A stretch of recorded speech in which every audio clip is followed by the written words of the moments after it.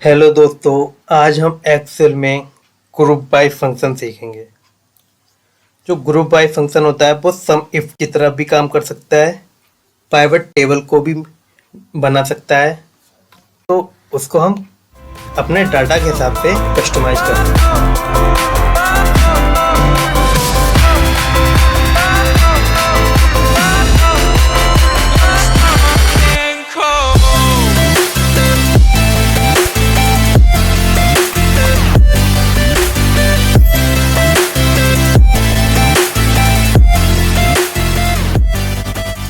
चलिए सीखते हैं।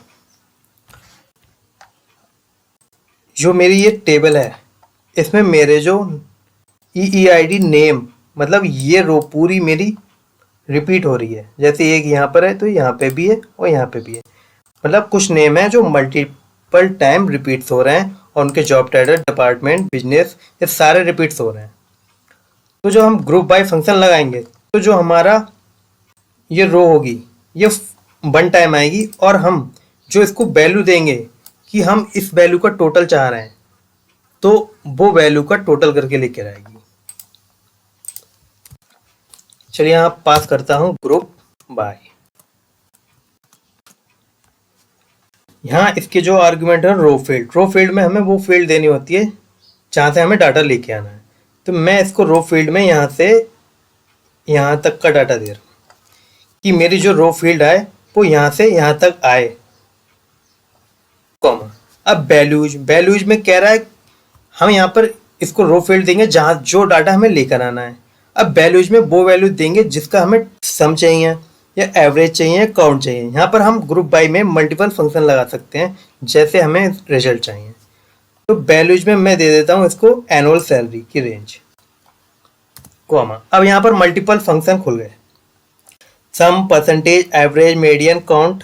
जैसे हमें ये हमारी मेन रो फील्ड हो गई, जो रो फील्ड और जो वैल्यूज, वो बस इसको हमें ये आर्गुमेंट देने हैं और यहाँ पर फंक्शन लगाना है जैसे हमें रिजल्ट चाहिए।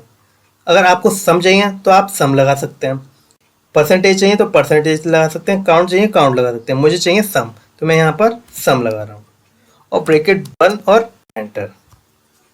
ये मेरा रिजल्ट आ गया। अब जो मेरे रूबी वॉन्स यहाँ पर मल्टीपल टाइम रिपीट हो रहा है वो यहाँ पर सिंगल टाइम आ रहा है और उसका टोटल करके आ रहा है यहाँ पर। जैसे मैं आपको एक दिखाता हूँ रूबी वॉन्स पे फिल्टर लगा के, इसका टोटल कितना आ रहा है 59,30। इसका कितना आ रहा है 59,30। ऐसी एक आध का और चेक कर लेते हैं। कैमिलिला, इसका कितना आ रहा है 219702 और कैमिला हमारे इसमें है तो 219702। तो ये ऐसे काम करता है। अब इसके हम और फंक्शन देख लेते हैं, कॉमन। ये ऑप्शनल होते हैं, मेन यही होते हैं, हम इससे रिजल्ट आते हैं। ये हम ऑप्शनल हैं तो हम बता रहे हैं इसको कैसे कर सकते हैं। अब फील्ड हेडर्स अगर मैं 0 लिख दूंगा तो मेरा फील्ड का हेडर्स नहीं आएगा जो ऊपर ये दिया हुआ है, ये full name, EID, job title. अगर यस 1 लिख दूंगा तो आएगा तो, लेकिन शो नहीं होगा यहाँ पर। अगर 2 लिखूंगा तो जनरेट होगा, लेकिन मेरा जो फील्ड हेडर्स है वो ये नहीं आएगा, मैन्युअली आएगा। जैसे मैं यहाँ पर 2 टाइप करूँ और ऐसे आएगा, रो फील्ड 1, रो फील्ड 2, रो फील्ड 3। अगर मैं इसको 3 टाइप कर दूं तो मेरा फील्ड हेडर आ जाएंगे, ये आएगा EID, full name, job title, department, business, जैसे जो यहाँ पर थे। अब कॉमा, अब आगे की फील्ड देख लेते हैं। अब कह रहा है टोटल डेप्थ। अगर मैं यहाँ पर 0 पास कर दूंगा, जो टोटल लिख के आ रहा है ना यहाँ पर, ये सब टोटल जो ग्रैंड टोटल आ रहा है तो वो टोटल नहीं आएगा। जैसे 0 और एंटर, टोटल गायब हो गया मेरा। अगर यहाँ पर 1 टाइप कर दूंगा तो ग्रैंड टोटल आएगा जैसे उस टाइम आ रहा था, और 2 टाइप कर दूंगा तो ग्रैंड एंड सब टोटल दोनों आएंगे जैसे ये।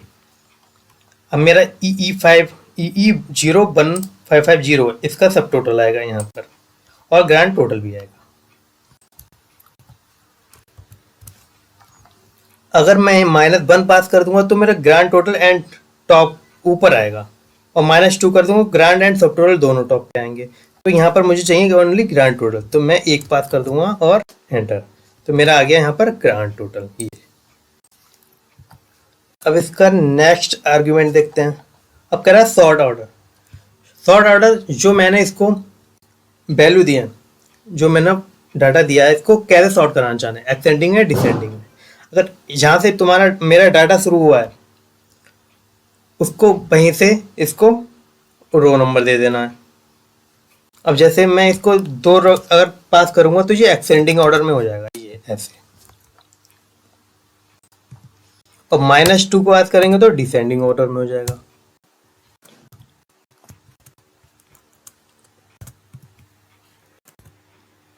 तो ये मैं स्किप कर रहा हूं अभी। अब फिल्टर अरे, ये ऑप्शनल, इसको छोड़ देते हैं।